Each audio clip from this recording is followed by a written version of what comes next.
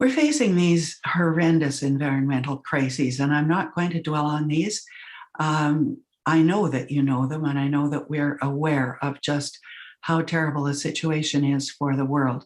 Climate emergency, pollution, species loss, destruction and war, habitat. And if you want to read the article on Code Red for the Environment from the International Panel on Climate Change, you can just look that up. There's a BBC article that will scare the daylights out of you. But what I want to focus on is what's happening about it. And global governance is where peace and the environment intersect. So if we're trying to save the environment, we can't do it with war continuing at the rate that it is. And we wouldn't have the money, but we'll also be destroying the environment at the same time. So that's why global governance is so important to this series of lectures. So the first point here is that current world military spending is $1.981 trillion. This is every year. That war causes destruction and death and human suffering, obviously. And the lost opportunity costs refer to the fact that we're not spending that money to protect the environment, to feed the hungry, to educate people, and to provide health care. And this is another slide I've shown you before, that the world's militaries are the greatest polluters, the greatest emitters of greenhouse gases, the greatest consumers of petroleum, and they are still not accountable to COP26. They haven't been accountable ever since the first meetings on militarism and environment and on environment and development. The military is always excluded. Excuse me. So there's a big movement right now to demand that the military report its emissions. Just to make this more emphatic, an F-16 jet, in terms of fuel per hour, uses twice the average motorist, what the average motorist uses in a year. An F-4 Phantom fighter bomber uses 1,680 US gallons of fuel per hour.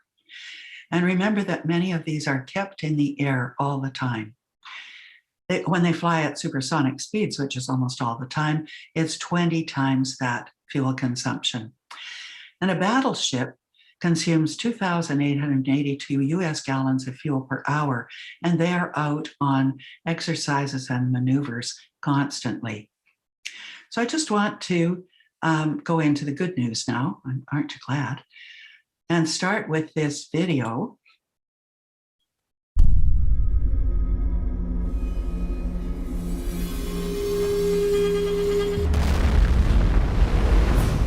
Peace and climate justice are more connected than we realize. I'm Kasha Slavner. I'm a Gen Z documentary filmmaker and a peace and climate activist from Toronto, Canada.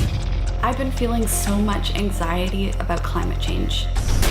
Uncertain, frustrated that people are making decisions for our generation without taking our future realities into consideration. We're still struggling to achieve racial justice, peace, gender equality, and now more than ever, climate justice. The next generation is watching what we do. There is such a thing as being too late. A code red for humanity, released today by the United Nations, paints a grim picture for our future unless we take action now. So I decided to look into some of the root causes, and I learned just how much military industries are contributing to environmental destruction. This is kind of missing from the climate conversation, but it needs to be a part of the conversation. I'm on a mission to show just how closely connected peace and climate justice are. Wars, a lot of militarization are taking away budgets, but are also putting a lot of carbon emissions in the air. Through stories of youth making positive change. Choose the people and the planet. Campaigning for climate justice is one that can be very, very tiring, very, very fast because of how slow world leaders are acting. Movements of all kinds are pretty much single issue. They're siloed. Peace and climate in our minds is sometimes hard to put them together. But it's so important for those two values to align.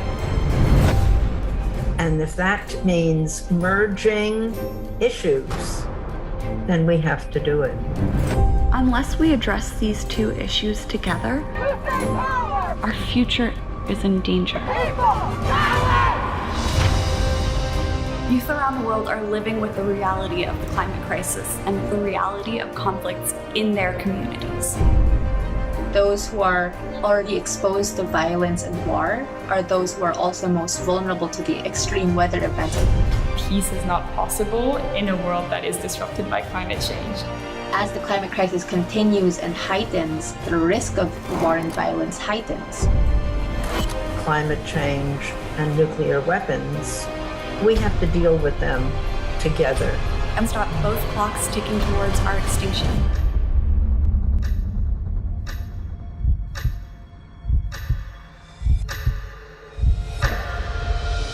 How can we turn our anxiety about these existential threats into bold action that holds leaders accountable? How can we find hope? The climate crisis isn't just about carbon dioxide emissions, it's about people. What if people were as well trained in waging peace as soldiers are in waging war? We need a peace movement to accommodate everyone because everyone's life is at stake. A community led by the most marginalized sectors of society, fueled by this love for peace and love for the planet. Take small steps, baby steps. The ripple effect will be very dramatic. Each one of us is powerful beyond measure. It's my hope that these stories of courageous action ease our personal and collective anxiety, igniting us to stand together and catalyzing a unified intergenerational peace movement for the survival of our planet and all living beings. Unless we do something, we're in deep shit.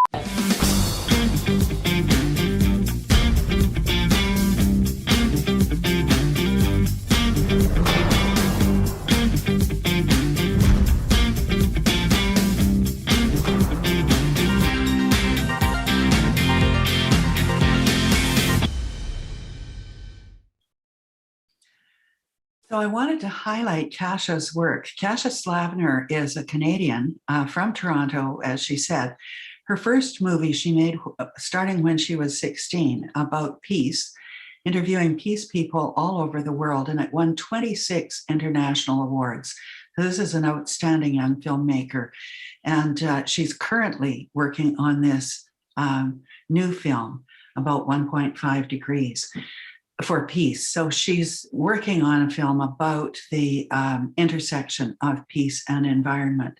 So the reason I wanted to show it is that everywhere you look, young people are rising up, and they are enormously effective.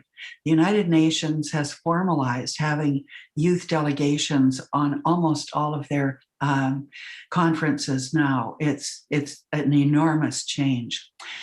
So the other hopeful thing is the Global Pact for the Environment. This is really interesting because it was drafted in 2017 at the beginning, started by civil society organizations plus academics and experts in environment, lawyers and jurists. And gradually it has expanded to include many, many governments who are supportive of having a global pact. And what it does is it consolidates the principles that have already been agreed to in Stockholm in 1972. These are UN agreements, Rio in 1992 and Paris 2015, because there's kind of a hodgepodge of agreements about what needs to be done to protect the government, none of them with accountability. So they're all, and we've discussed this before, UN principles where we expect nations to uphold the agreements they sign, but there isn't an enforcement mechanism. So this is a proposal for a global pact that would have enforcement built right into it. It's proposed as a basis for negotiating an environmental treaty. And the Global Pact Coalition makes this really interesting for us. This was launched in February of this year, and it's an NGO, it's a non-governmental organization to support the idea of the Global Pact. Excuse me. So I'm now going to show you a film from them.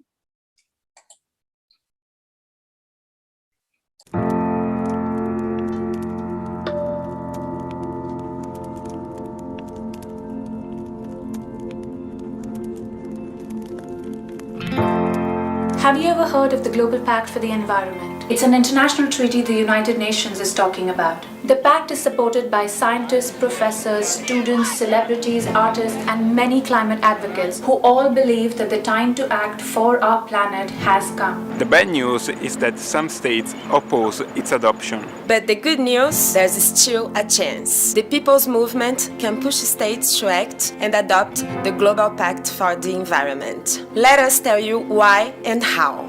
In 2017, jurists from around the world came together to draft the Global Pact for the Environment, a legal text that proposes a set of mandatory rights and duties for all to protect the environment.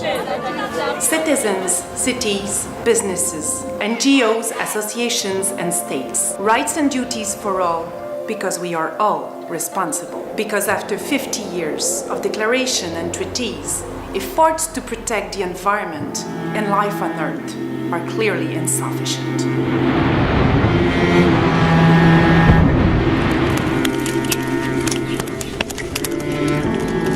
Because air, soil, or water pollution doesn't stop at country borders. Because beyond our difference and our origins, all living beings form the community of life on Earth. Because on a daily basis, we witness the collapse of biodiversity and put life on Earth at risk. Because climate change threatens our way of life. Because we must act now, together, and use the law to help us. Because we need to ensure our planet's ability to produce renewable resources for generations to come. And because our societies are structured around the law, we must recognize at the global level the essential principles of environmental protection. A pact that can become the foundation of a new social contract for humanity. A contract that allows us to protect the environment because it's the best way to bring people the possibilities of a better life.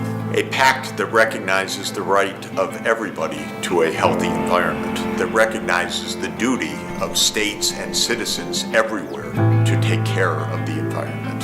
A guiding compass that will enable access to information, justice, and process for citizens of the Americas and the world. A pact that answers to young generation, civil society, all of us, actually, because we need to lay the foundation for a new and more united world to better protect our planet and mankind. We have proposed a global pact for the environment. We had support from political figures who brought this idea all the way to the United Nations. In May 2018, 143 countries voted for a resolution that paved the way for negotiation. For more than a year, delegates from United Nations member states have met to discuss the necessity of the pact, but not everyone was on the same page. Certain states wanted just another declaration, not a binding treaty that would require effective action.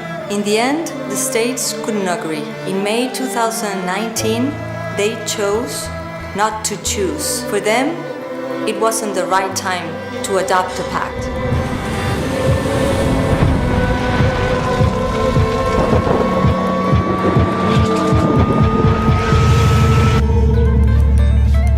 Despite the first defeat, Not all hope is lost. A public movement can change that. 2022 is our new target. The pact will be rediscussed at the next World Summit.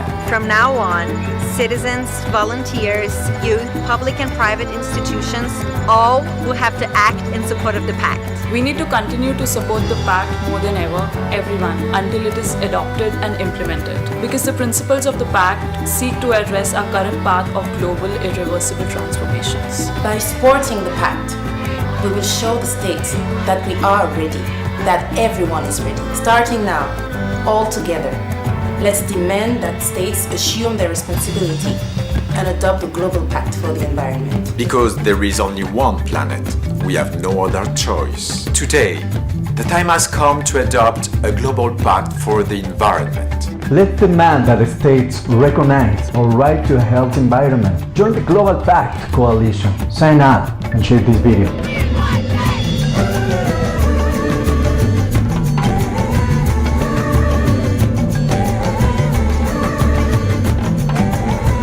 One planet, one pact. One planet, one pact. One planet, one pact. One planet, One planet, one pact. one planet, one pact. One planet, one pact. One planet, one pact. One planet, One planet, one pact. One planet, one pact. One pact. It's a